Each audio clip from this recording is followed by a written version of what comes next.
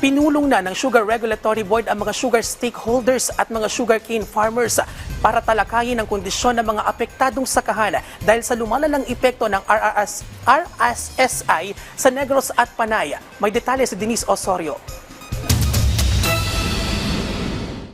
Naghahanda ang Sugar Regulatory Administration o SRA sa epekto ng lumalalang infestation ng red-striped soft-scale insects o RSSI sa ilang bahagi ng Negros at Panay Islands.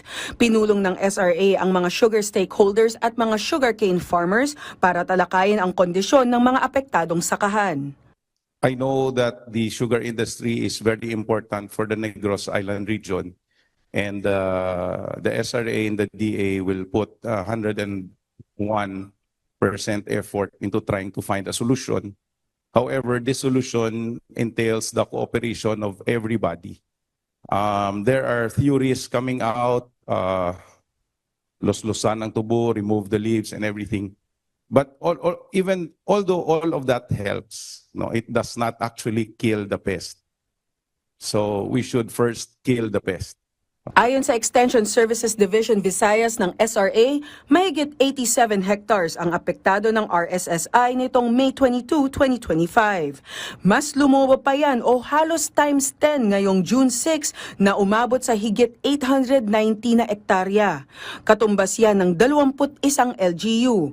Isa sa mga solusyong pupuksa sa peste ay ang paggamit ng natural enemy ng RSSI. So, because our data suggests the efficiency of parasitoid, yun pong aming proposal, we focus on the natural enemy.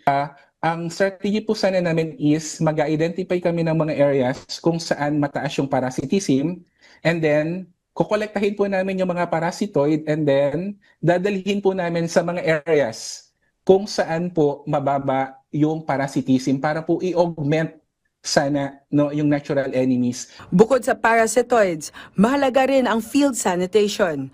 Mahigit 50 klase ng damo ang pwedeng pamugaran ng peste. Pinigyan din ng SRA ang halaga ng matibay na koordinasyon sa pagitan ng SRA at sektor ng industriya. Siniguro naman ng SRA na kontrolado nila ang sitwasyon. Hindi rin makakaapekto ang kasalukuyang problema sa presyo ng asukal sa pamilihan. Denise Osorio para sa Pambansang TV sa Bagong Pilipinas.